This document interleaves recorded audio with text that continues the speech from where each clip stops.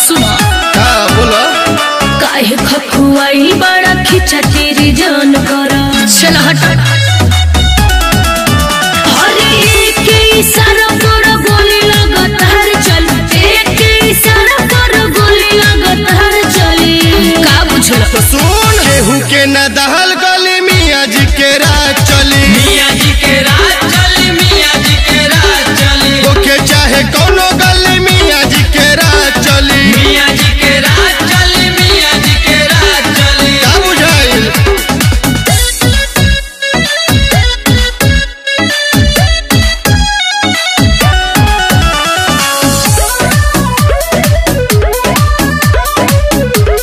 मियाँ जी के राज चली मियाँ जी के राज चली चढ़ी के ऊपर रंगदारी न कर हमके तू अपन कोरा में न धर अरे दूरी रहो कमर से निकाल ले हबरे छोके छोड़ाल दे हबरे जादे जोदी बोलब तो कोनो रंग बाज धोली जादे जोदी बोलब तो कोनो रंग बाज धोली बुझाई कि ना केहू के न दहल गली मियाँ जी के राज चली मियाँ जी के राज चली मियाँ जी के राज चली ओके चाहे कोनो गली मियाँ जी के राज चली मियाँ जी के राज चली मियाँ जी के राज चली